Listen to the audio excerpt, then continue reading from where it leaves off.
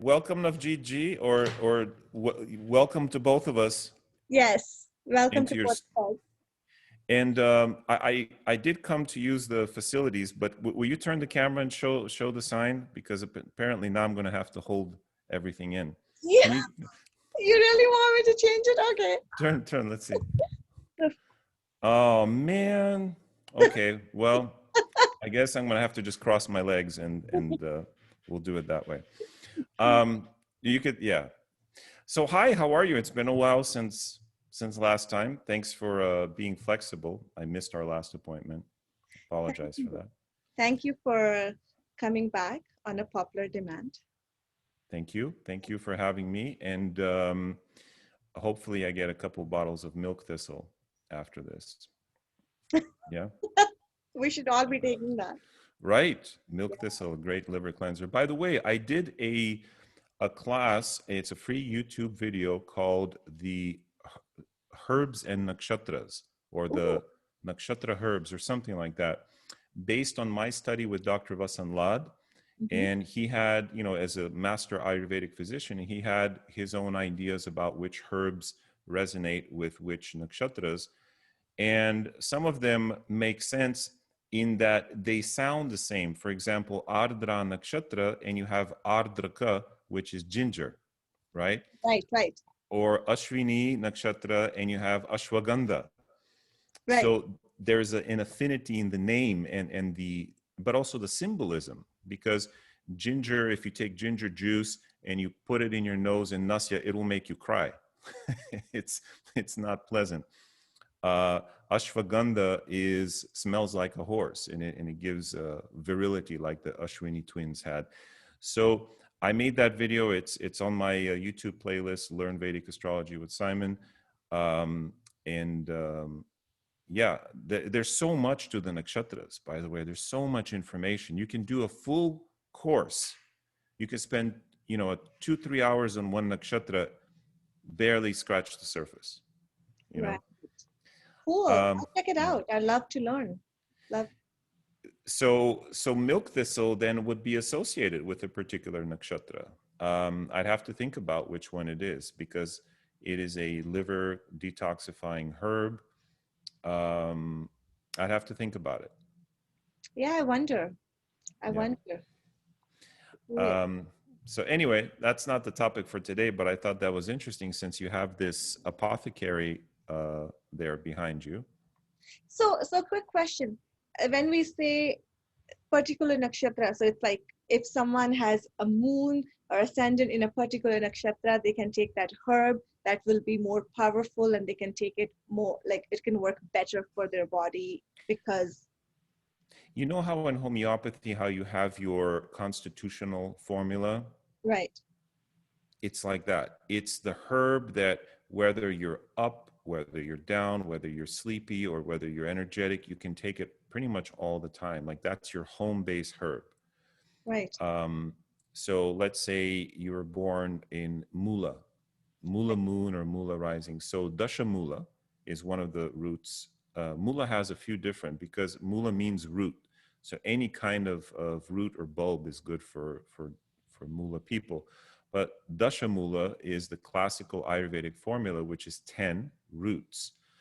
And it's the classic Vata pacifying formula. So a Dashamula tea, Dashamula powder, Dashamula arishta, you could take it kind of as your constitutional. And arishta is like a fermented juice, and you mix it with a little water, drink it, and that's your thing.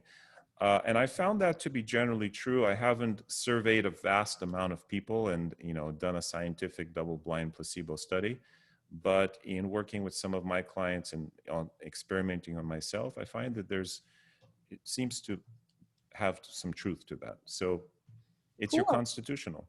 Right. Yeah. Okay, I'll check it out, and I'll keep the link below too, so everybody can go. And some of them seem contradictory, like the one for Rohini and Mriga is Neem. And the Rohini is a very sensual kind of passionate nakshatra. And the yogis used to use Neem to downplay their sexual urges. So in fact, Neem kills, if you take big quantities, can reduce your sperm count, according to the yogic tradition. So they take it to reduce sperm count, to reduce sexual desire. So in a sense, it balances Rohini, because Rohini can be a little very passionate, right? This Right. Cool. some ideas there. Interesting. Yeah. So well, good to see you. It sounds like you just talked to Dennis, Yeah. right? Yes, we just had because he had spoken about the conference that's coming up, and I heard that you are doing an intensive there as well. So that's It's not going to be that intense. It's going to be a relaxive. exciting. We're gonna It's chill. called intensive, but it's going to be relaxed. Yeah, we're Yes, gonna. and yeah, so it sounds like some really interesting topics that are going to be getting discussed. We're gonna do the ultra ancient and the ultra modern in Jyotish, which is the ancient is Parashara, the granddaddy of Jyotisha. His Brihad Parashara Hora Shastra is the the classic. And what a lot of people forget is that he was a real rishi. He was an enlightened human being, and not just a great astrologer, not a siddha, but well, like he was a siddha, but fully enlightened human being. And so the verses that he writes, especially on some of the combinations, like when the first lord is in this house, or when the 11th lord is in the 8th house, it means this. They, sometimes there's no logic to it. Like I'm hosting a class with Dr. K.S. Chadak right now, the famous Dr. Chadak, author of the Varshafala books, medical astrology books, and many others. And he's teaching us Varshafala. And he noticed in one chart that the 11th Lord was in the 8th house. And he told the person, you're going to be separated from your partner this year. And the person said, yes, that happened. But how did you know? He said, well, this is the verse, because he had memorized that verse. Now, what is the logic behind the 11th Lord in the 8th, meaning a separation from the spouse or business partner? Well, it's Parashara Siddhi. It's his, you know what I mean? It's his wisdom. And so we're going to cover some of these very cool statements that you can't arrive at otherwise. Uh, like there's one that says, when you run such and such Dasha Bhukti, you will buy clothes from an island. You will go to an island and buy fine clothing. Oh, And I think that's the Saturn Venus Dasha Bhukti, if I'm not mistaken. And is it the Saturn Venus? No, see, now I have to go back and check it. But some things that you go, well, how did he get that? And when I asked people, students in my class, good few dozen students, and the ones who had been through that, they'd be like, yeah, I went to Hawaii and I bought clothes, or I went to Bali and I bought clothes. So how did he know these things? Because he's a rishi. So there's a lot of wisdom in Brihad Parashara Hora that people kind of skip over sometimes. They go, oh, that's just house lords and basics. I'm going to skip to something else. right. So we're going to cover that. Then we're going to do KP, which is ultra modern scientific astrology. KP was a genius. He took the Dasha Bhukti system, which codifies time, right? Dasha Bhukti is a measure of time, and he flipped it to codify space, to measure from Aries all the way to the end of Pisces. And it's brilliant. It works perfectly. And I think one of your questions just before we chatted, you asked, how do you determine a personality of a person, Right. right? And by the way, there are many ways. But KP offers his own way, and Yeah. he has his own insight. So I can give you a little taste of that. But before I do that, some of the traditional ways are obviously the lagna lord. More importantly, even planets in the lagna. So if you have Saturn in the lagna, you're going to have Saturn qualities, because Saturn is living with you. Mars in the lagna is going to give you Mars qualities, no doubt about it. Mercury, Sun, whatever. You have Sun close to the lagna, you're going to squint. The classics are full of these kinds of aphorisms. If you have Mars in the lagna, you're going to have a pitta constitution and prone to being bruised and wounded, and have stuff like that. So the planets in the lagna will tend to definitely influence the personality. Other classics show that the person will look and behave like the Navamsha Lagna dispositor, meaning the lord of the Navamsha Lagna. So, Capricorn, Navamsha Lagna, the person will have Saturn qualities. And so you read these classes and you go, oh my God, there's so many things. Right. There's the Moon Nakshatra, there's the Lagna Nakshatra. But we're all complicated beings too. And I think it all plays out over time. You're not the same today as you were when you were 15-year-old girl. Right. Right? I'm not the same. I'm a very different person. I'm glad I'm not the same. Everyone should be glad. Because and Jyotish kind of reflects that. It says, well, look, you're going to be like this probably during a certain part of your life. Then you're going to be this way during another part of your life. So one thing that the Krishnamurti did was he broke down, I'm going to share my screen here. He broke down each of the signs and, each of the nakshatras into sub periods. Mm-hmm. And so Aries, the first part of Aries is ruled by Ketu, right? So if you have Ashwini rising, you're ruled by Ketu. Okay, great. So people stop there and they say, well, he's such a Ketu person. No. That's not how Krishnamurti used it. Because there's, I think, an overuse of this. I'm going to get in a little trouble here because I know a lot of Jyotishis maybe will disagree here. But the way I was taught, the tradition I was taught in, every nakshatra has a deity.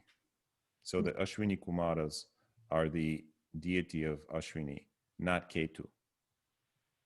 So Ketu is assigned a rulership to Ashwini, but they're not associated. It's like a landlord and a tenant. There is a relationship, but the landlord is not the tenant. He's not the nakshatra. Like, for example, Pushya nakshatra is ruled by Saturn. Pushya has nothing to do with Saturn. Ketu presides over Magha, which is, pride, not just pride, but lineage, it's a throne, it's this Magha, even the name of the nakshatra. Ketu has nothing to do with that. Yes, it has to, maybe the ancestors, the departed, but that's a tenuous link. My point being that Mercury rules over Ashlesha. The associations of the planet with the nakshatra are only in the Vimshotari Dasha scheme. You take other Dasha scheme, nakshatra Dashas, those planets change. So that tells you, like Yogini Dasha or what's another one I'm thinking of? So anyway, that tells you that the planet, it's an arbitrary kind of allotment. Anyway, I don't want to go into that too much, but Ketu is associated with Ashwini in the sense that he is the Vimshotari Dasha ruler associated with the first nakshatra of fire signs. And as a result, there will be some Ketu qualities to, say, if you have a Ketu nakshatra moon and so forth. But most people stop there. What you want to do is go to the sublord. So now, is this a Ketu Venus? So let's say your lagna is 3 degrees 20 minutes. Then you're in the Ketu sun versus someone whose lagna is 3 degrees 50 minutes. They're going to be Ketu moon. Very different personality. So Wow. Krishnamurti said, okay, the nakshatra ruler, yes, that will give some general kind of thing, qualities. But it's the sublord where you should get most of the information from. And even the person's career, you can look at the 10th cusp. Let's say the 10th cusp is here at 26 degrees 50 minutes. Well, since the 10th cusp is of Taurus, let's say, then the sign lord would be Venus. The star lord would be Venus. Yeah, I'm right. The sign lord is Venus. the star lord is Mars, and the sublord is Jupiter. So the person will have a Venus, Mars, Jupiter career. And then in his books, he lists what are some types of careers associated with Venus, Mars, Jupiter. You know, it could be a certain type of lawyer because Mars, Jupiter. It could be sports related. Could be, there are a number of options still. But that's very different from Venus, Mars, Saturn, just a degree away. Does that make sense? Yes, yes, absolutely. So one way that Krishnamurti used to describe personality, to describe the type of job or the type of person you would meet, often astrologers ask, "Oh, how will I know when I meet the one? What's my husband going to be like? What's my wife going to be like?"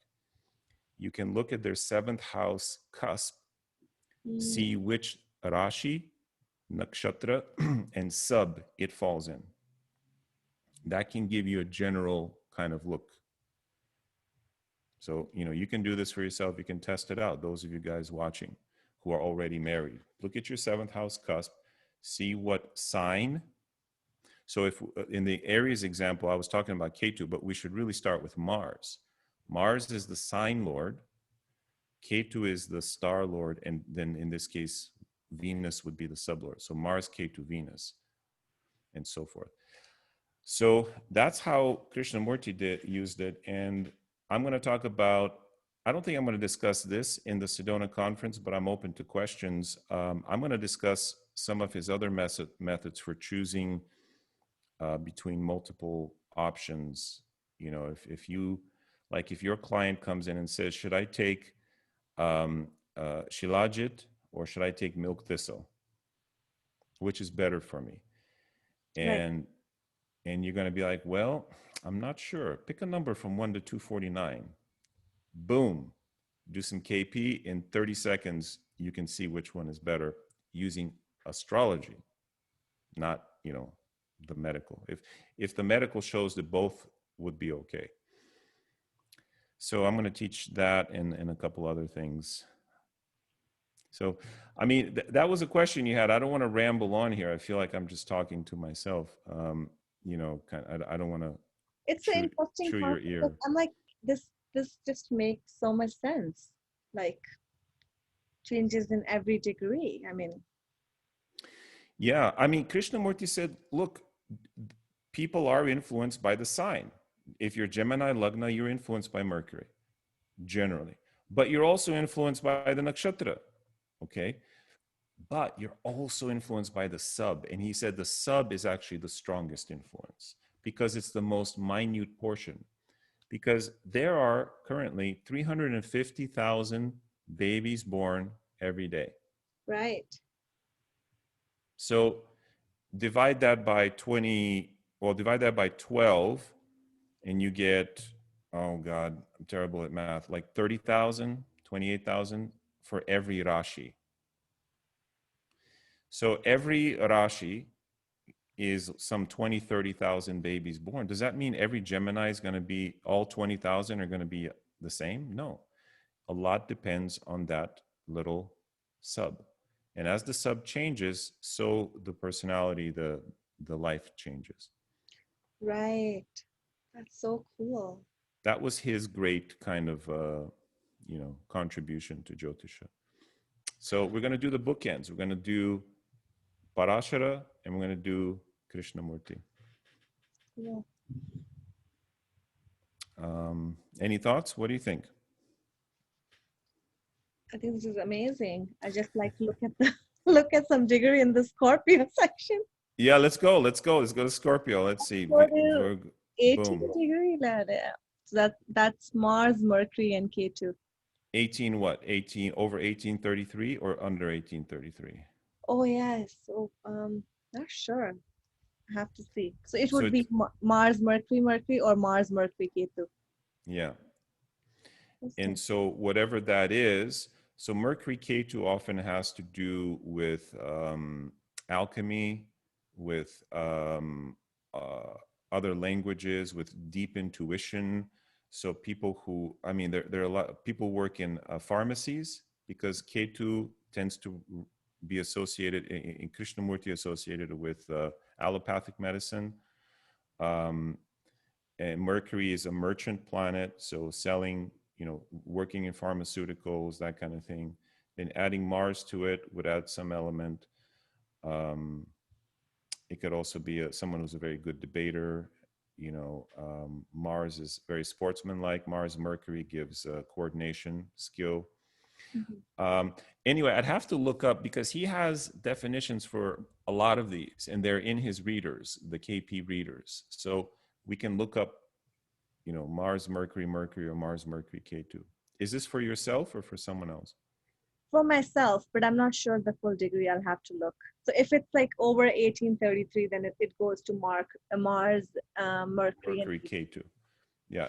And there's a difference if it's the lugna versus the 10th cusp or the 7th cusp, or the 5th cusp for your kids, right. uh, and The so 10th forth. cusp, yeah, 10th cusp would go into Leo. Yeah. 10th cusp will go into Leo, and how many degrees Leo? Um, I mean, if the ascendant, for example, if the ascendant is certain degree, then all the cusps are going to be the same degree, isn't it? Well, no. So No? this is another fascinating thing that Krishnamurti did. That people said no, no, no, but he said yeah, yeah, yeah. Mhm. Um, that he used Placidus house cusps. Mm. Now, Placidus is a Western astrology house cusp system that divides the length of the day. So let's say the day now, summer's past. So let's say the day is 10 hours long. Yeah. So it divides it by 6. So you have 6 bhavas during the day and 6 bhavas at night. So each of the bhavas will be a particular amount of time. This is how the horas, by the way, are calculated. I know you guys work with horas a lot, right? The planetary hours. You can actually calculate the hora. You don't need an app. Sorry. I mean, if you have, so for example, let me share a chart here. Now, this is a Western astrology wheel, okay? And this is from my location, or this is for a few minutes ago before class started. Can you see this? Yeah. This wheel? So now check this. This is a little crash course, but hopefully you guys will appreciate it. Every house, you see these, right? These are houses. Right. And what I'm going to do is turn the proportional uh, houses on so they're all equal. Each one is 2 horas. And so wherever the sun is in this wheel will tell you what hora it is. Meaning, when it begins here on the eastern horizon, that is the same hora as the day Lord. So today is Monday, right? So when the sun is here, that is sunrise, it is moon hora. When it's in the first half of this bhava. When it's here, it would be Saturn hora, because the horas go back, skipping a day, right? Then when the sun is here, it would be Jupiter hora. When the sun is here, it'll be Mars hora.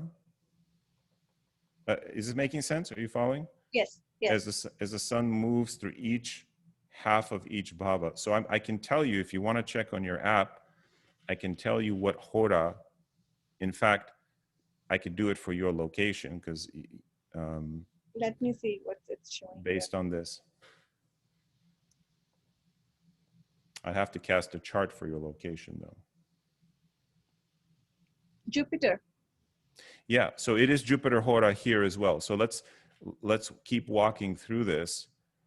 Well, I mean, I didn't want you to tell me, but it's okay. Oh, sorry. No, it's okay. I was going to do it. I was going to cast it for your location, but we're on the same time zone. See, so we're more or less aligned. So basically counting, and here is the sun. So it's in hora number 1, 2, 3, 4, 5, 6, 7, 8, 9, 10. Sun is in the 10th hora. Now, if you look on your app and you look at sunrise, the first hora for today, Mhm. you'll see that it was moon, and it'll go boom, boom, boom, Moon, Saturn, Jupiter, Mars, Sun, Venus, Mercury, Moon, like that. And the 10th hora is Jupiter, Right. right? Because of where the sun is located. So the Placidus house system actually has a connection to Vedic astrology. Well, it's a connection to all astrology because it measures the day, it divides it evenly, which allows you to measure the hours, the horas of the day. So what what Krishnamurti did is he used this house system to uh, give you the correct cusps of each bhava. So the lagna is going to be, and you can see they're different. This would be 1 degree, this would be 29, this would be 4. I'm going to go to the Vedic chart here. Mm-hmm. So in a Vedic chart, if you pull up, I have Parashara's light. If you pull up the Krishnamurti chart, what you do is you click, and you would click on KP significators and Krishnamurti chart, click OK. And it will show you the actual house cusps as per the Placidus house system. Wow. Cool? Yes. You're just saying that. No, I won't just say that. So now we have house cusps for every bhava. And furthermore, you have a house Rashi Lord, Nakshatra Lord, and Sublord. And this is where the interpretation begins. So the person says, am I ever going to have children? There's a technique. You take the sublord of the 5th house and you walk through the Rashi. Here, the sublord of the 5th is the 8th lord. So that already is not very good, and so forth. There's a whole methodology to it. And then you can predict. Cool. And the final thing is, because this is linked to the Dasha Bhukti system, you can also time. So the if person says, okay, you said I'll have children, but when? Right. Well, if the sublord is if the significators of the 5th bhava, in this case Mars and Saturn, if the person runs a Mars-Saturn period or a Saturn-Mars period, that's when they're going to have a baby. So it gives you the yes or no, am I going to have kids, and the when, all at once. Right. So it's anyway. Cool. That's enough of KP. Sometimes people get tired of listening about KP because it's a little technical. But anyway, yeah. So that's what we'll be talking about. Tell me what you want to talk about at this point. I mean, I was just talking, like I had asked about the person to see the personality, or which planet is more powerful running. Like, is it like the moon, nakshatra, ascendant, or where the Lord is going, or anything else you like to talk or your passion? Yeah. Well, the nakshatra always, when people ask, in India, when you name a child, when you start a business or get married, all they want to know is what nakshatra is your moon in, because that is the starting point. So that's always the starting point for everything. Now, is that everything? No, certainly not.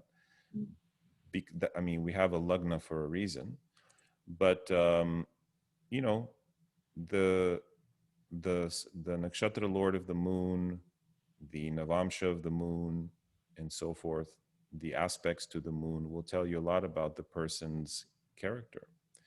In fact, in our power planet combos that we talked about last time, Yes. oh man, all the moon combinations, like if you have moon Uranus, for example, they're very specific things that predict your relationship with your mother, that predict your relationship, your emotional nature. Uranus is, anyway, that's very different from moon Pluto, for example. That's very different from uh, moon Neptune, moon Venus, moon Saturn. So whatever planets affect the moon um, they massively impact your personality and your experience of life. And we talked about a few combinations last time. You know what? I'm kind of inspired to do. Um, any of your viewers who see this, if they want to get the Power Planet Combos course, it's the best course I've done this year, last year, the last few years. Mhm. It's so comprehensive. Yeah. I'm going to give them a massive discount. I just came up with this. I swear to you, I didn't think of this beforehand. I'm just thinking of this right now. Um, I'm going to give them 40% off. Oh my God. Wow. I'm saying it quiet so nobody hears me. But I'm going to do it for a limited time. Let's see. It's October 12th. Let's do it for, how long should we do it for? A week? Sure. Is that good? Yeah. 1 week's pretty Oh, good. okay. And we'll give them a money back guarantee. If they hate the course, they can return it, no questions asked. It's not a cheap course. I think it's like $400, Right. but you get what you pay for. It's worth it, I think. So Yes, it is because it's covering a lot of combinations. yeah, every combination, every possible combination. We don't leave even the outer planets with even Rahu Ketu. We don't leave anything out. Yes. And then it becomes so interesting because it's like putting little pieces of the puzzle together. So people then say, well, wait, I have 4 planets in one bhava. How do I interpret that? Well, each of those, you dissect each section. So you have Moon, Jupiter, that means something. Moon, Mars in the same bhava. Then Mars, Jupiter, right? So those 3 combos, let's say you have those 3 planets, their meanings will blend and they'll affect your personality. Absolutely. They're So let's do beautifully it. done. They're beautifully done. Yes. Yeah, thank you. Yeah, and the spreadsheets and the illustrations, I mean, they go on, I think it's like 40, 50 pages of notes, and it's very, very thorough. Yes. Um, so 40% off, you guys have 1 week. Okay. I'm Well, inspired. This is yeah. coming, this is just welling up from within me. I want to give it to you guys. So Thank, um, there it is. I haven't offered this to anyone, by the way, before. thank you. So my students will be a little pissed, but it's okay. We'll see. I'll make it up to them in other ways. So, all right, 1 week, 40% off. Let's do this. Sounds fabulous. All right. But that is one way you can get a very clear insight onto a person's personality and what they're all about. Right. Is by the planets that affect the moon and the lagna. So, like I said earlier, Saturn conjunct the lagna, Uranus conjunct lagna, Pluto conjunct lagna. All these have strong meanings. Outer planets, right? You take outer planets in consideration. I do if they're very tight, if they're close to the lagna. Tight means really within about 7.5 degrees of the lagna degree, it's going to exert a pretty strong influence. Past that, see the outer planets indicate influences that you have very little control over. Right. They are adrishta, meaning it's unseen, whereas the grahas are drishta. They are, you can see a planet in the sky, and it's kind of like the thing you see coming, like the punch you see coming. Rahu Ketu are invisible, and the outer planets are invisible, and they're adrishta. They hit you from the side, and you don't know what happened to you. It just, life takes over. And when an outer planet is very tight on your lagna or any other planet, let's say you have Neptune exactly conjunct your Venus, that will create events in your love life that seem to be beyond your control. Let's say you have Pluto conjunct your Venus or Uranus conjunct Venus, very tight.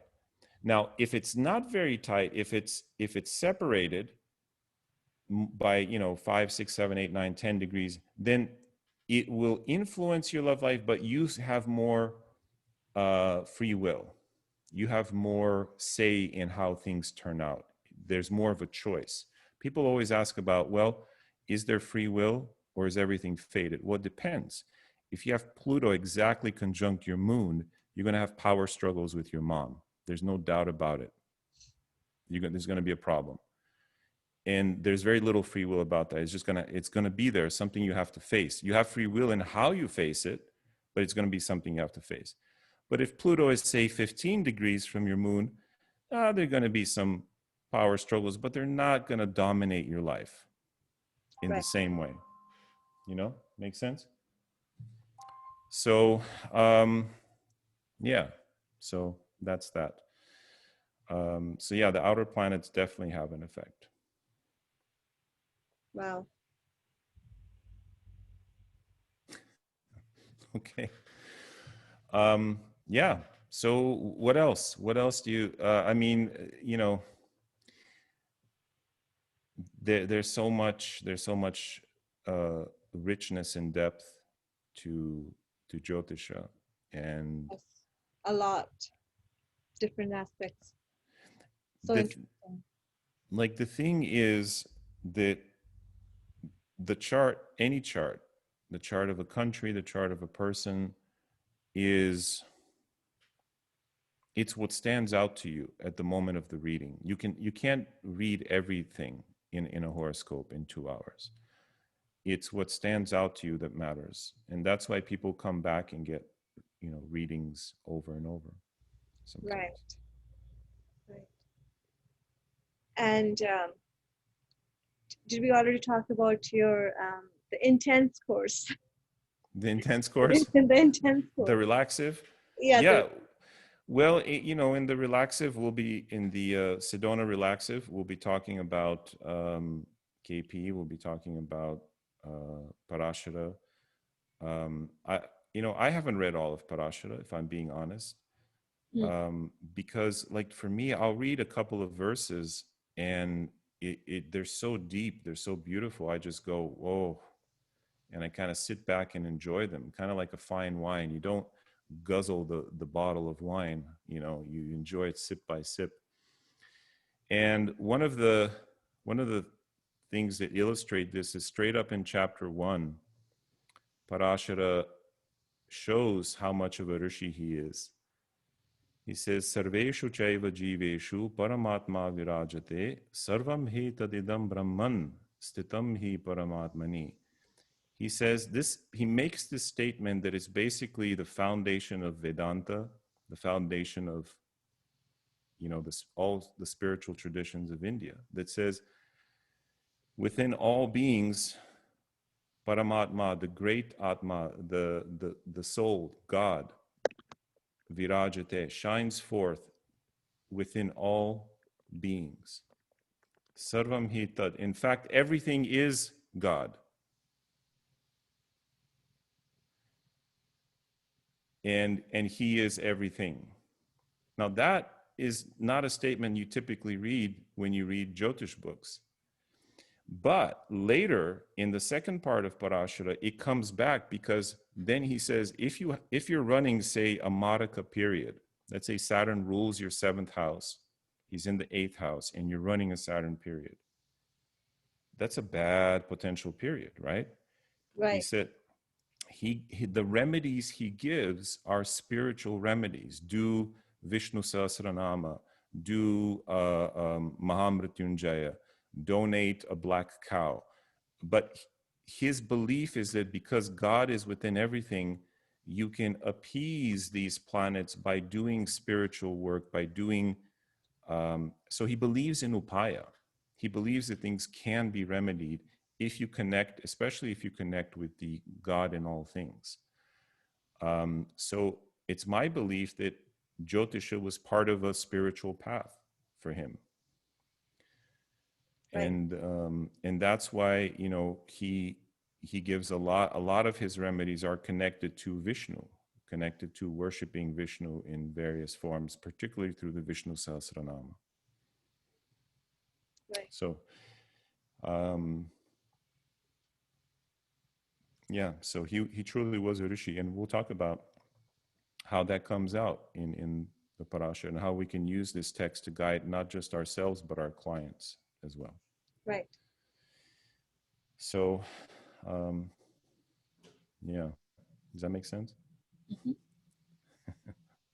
I don't know if this is useful at all, but oh, okay. Um, do you need to step away, or are we good? I'm just one. Let's pause. Let's Yeah, I'm pause. just Let's gonna see. pause.